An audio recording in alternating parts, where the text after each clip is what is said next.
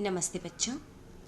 Cognitive development हम लोग पढ़ रहे हैं, जिसे कि हम संज्ञानात्मक विकास भी कहते हैं, और इसके 2 भाग हम पढ़ चुके हैं।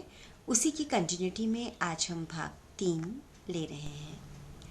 हमने भाग 2 में संज्ञानात्मक विकास की अवस्थाएं प्रारंभ कर दी थी, और सबसे पहली संवेदी देहिक अवस्था, जो कि जन्म से 2 वर्ष की होती है, उसके बारे में हम लोग पढ़ चुके हैं।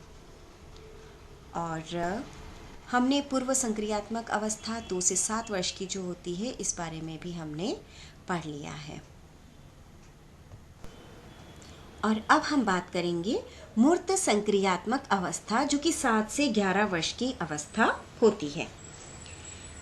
बच्चों, 7 से 11 वर्ष की अवस्था मूर्त संक्रियात्मक अवस्था कहलाती है, और इस अवस्था में बालक विद्यालय जाने लगता है और अपनी ज्ञानेंद्रियों के माध्यम से विभिन्न चीज़ों को, घटनाओं को, सूचनाओं को समझने भी लगता है।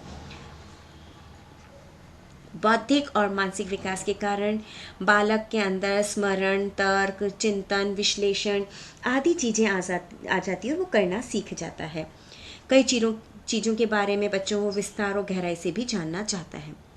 तो बच्चों, कारण स्पष्ट है कि इस अवस्था का जो बालक होता है ना, वो खोजी और जिज्ञासु प्रवृत्ति का होता है, और वो घटनाओं को जब घटते हुए देखता है तो वो सोचता है बच्चों, ऐसा क्यों हो रहा है, कैसे हो रहा है, कब होता रहेगा, कब नहीं होगा।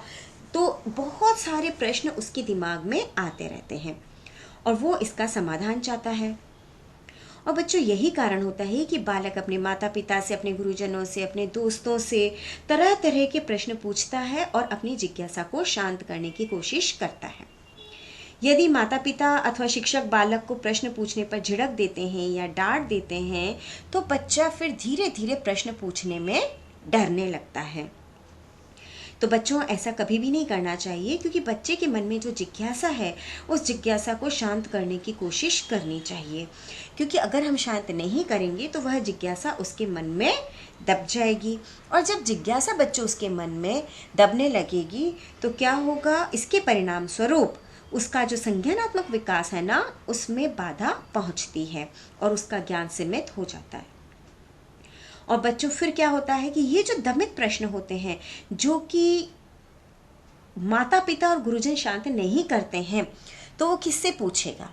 फिर वो अपने दोस्तों से पूछेगा, और अगर अपने दोस्तों से पूछेगा तो ऐसी अवस्था में क्या आपको लगता है कि सारे दोस्त सही जवाब देंगे, जो कि उसी की उम्र के हैं? बच्चों, कैसे दे सकते हैं? वो नहीं दे सकते हैं। इसलिए ऐसी स्थिति में उसे भ्रमपूर्ण या गलत उत्तर प्राप्त हो जाता है, जो कि उसके लिए सही नहीं होता है। और ये जो 7 से 11 वर्ष के बच्चे होते हैं, ये समूह प्रेमी होते हैं। इन्हें हम ग्रेगारियस भी कहते हैं। अपने संगी साथियों के साथ बहुत अधिक समय बिताना चाहते हैं, उनके साथ अपने खिलौने शेयर करना चाहते हैं। समूह में रहने से बच्चों उनमें शेयरिंग का, नवीन ज्ञान संचार का, समायोजन का आदि चीज़ों का भी डेवलपमेंट होता है।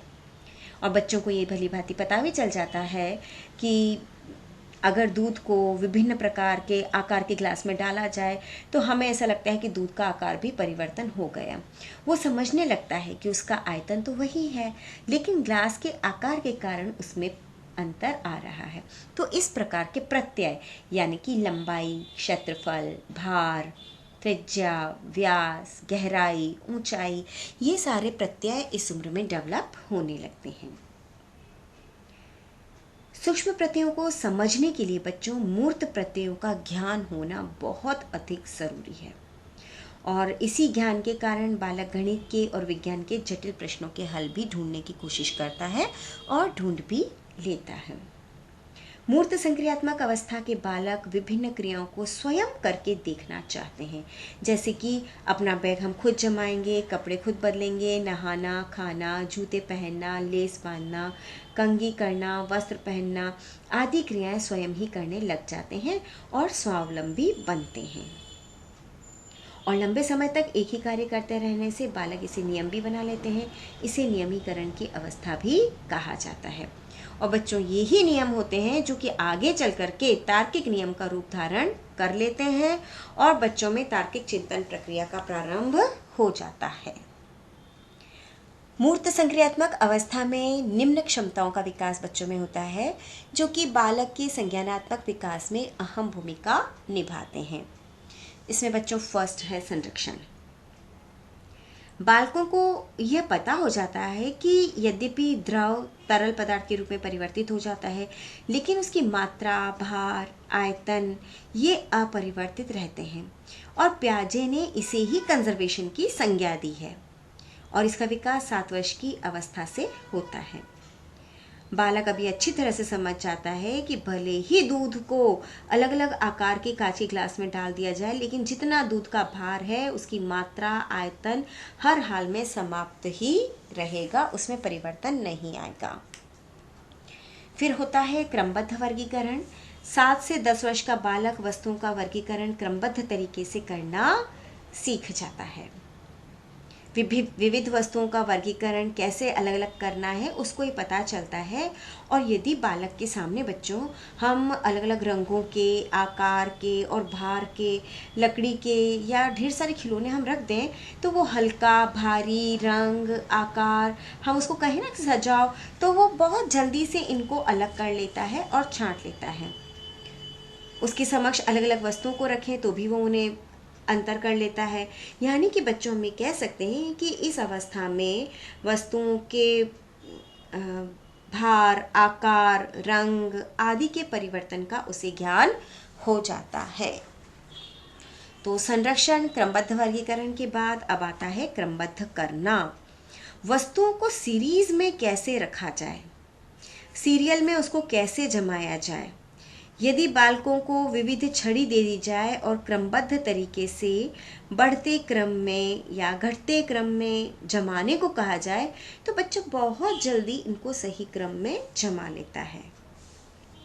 मूर्त संक्रियात्मक अवस्था के बालक यदि वस्तुओं का वर्गीकरण बिना उन्हें देखे मन में कर लेते हैं, जैसे कि हम उन्हें ये कहें कि वरुण लंबा है श्याम से, ठीक है, तो बच्चे अपने दिमाग में ये बिठा लेते हैं, उनके दिमाग में पिक्चर बन जाती है कि वरुण लंबा है श्याम से। अब आप उनसे कोई सा भी प्रश्न पूछें तो वो इजीली उसका जवाब दे देंगे, और इसे प्याजे ने ट्रांजिटिव इन्फ्रेंस की संज्ञा दी है।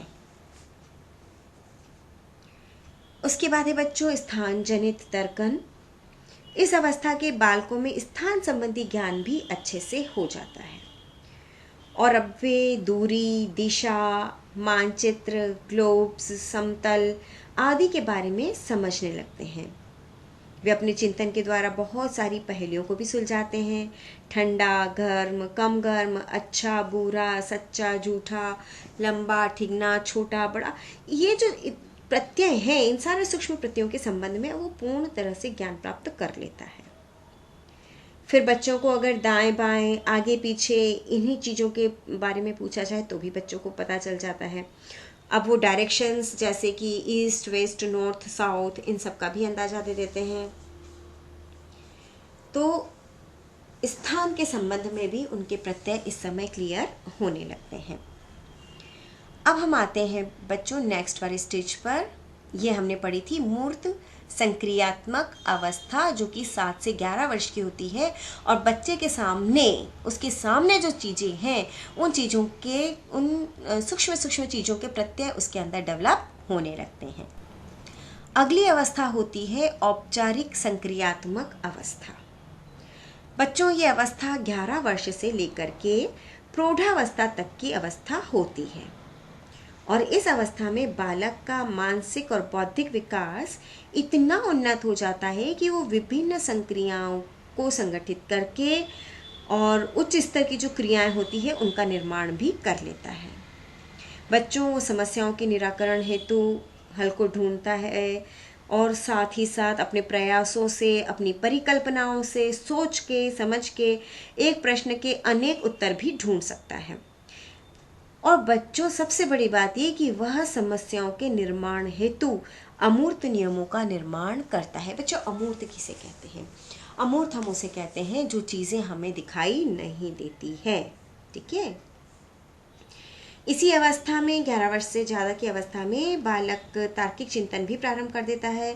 चिंतन, तर्कन, विश्लेषण, वर्गीकरण आदि क्षमताओं में बच्चों धीरे धीरे शुद्धता आने लगती है, परिपक्वता आने लगती है और परिष्कृत भी होने लगती है, यानी सुधार भी आने लगता है।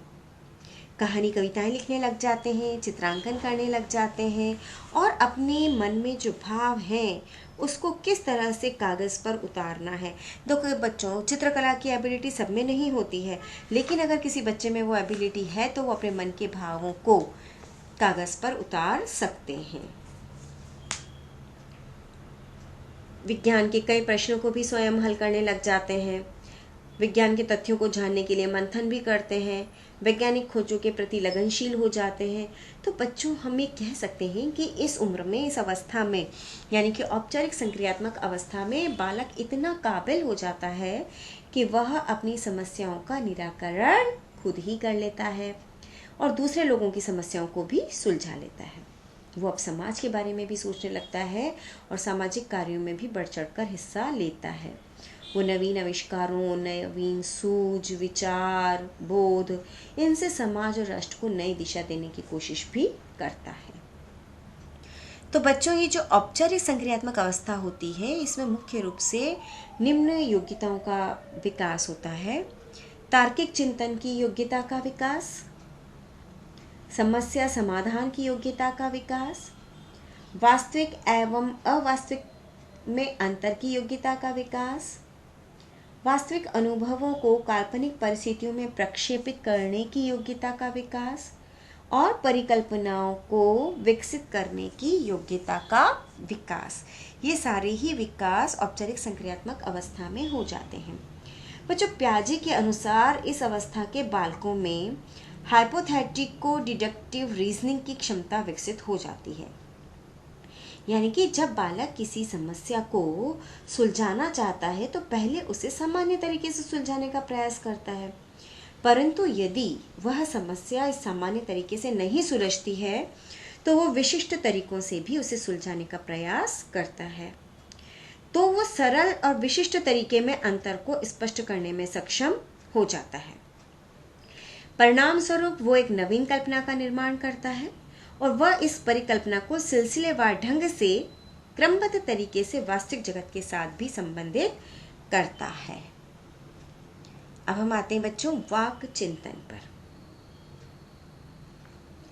औपचारिक संक्रियात्मक अवस्था की यह दूसरी महत्वपूर्ण अवस्था है, वाक चिंतन।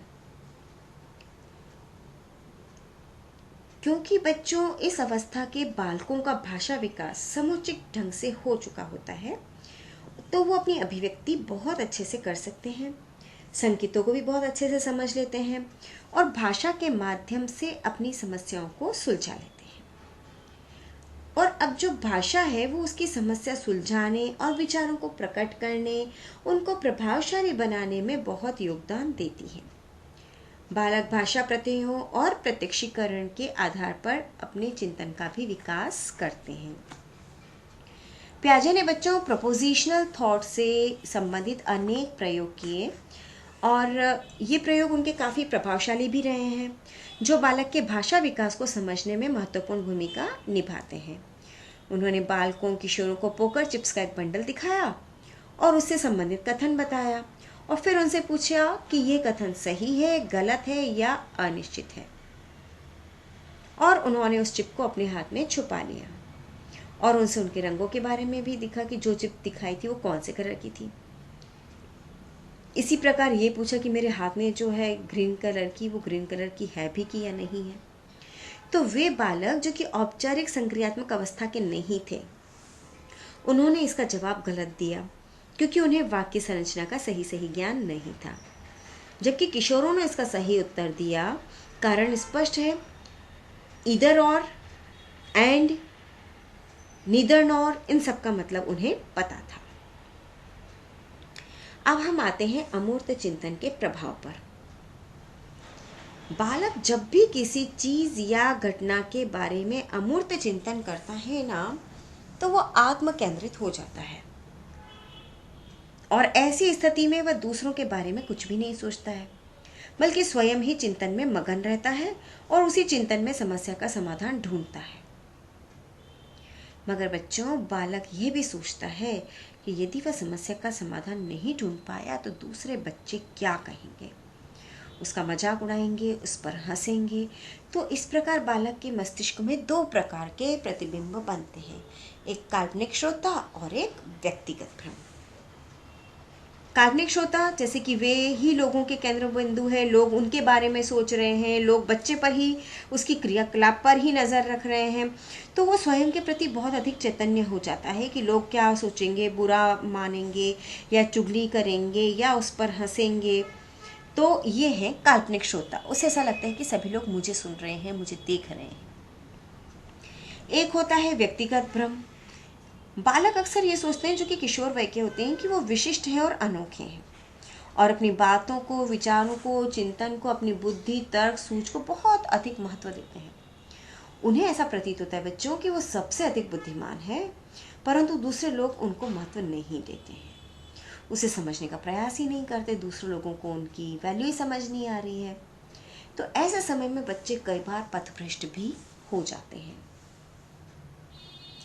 ये जो व्यक्तिगत भ्रम होता है, तो ग्रीन इटैल ने इसके बारे में बताया कि इस कारण से कई बार बच्चे अल्प अवस्था में ही मादक पदार्थों का सेवन करने लग जाते हैं और गलत आदतों में लिप्त हो जाते हैं।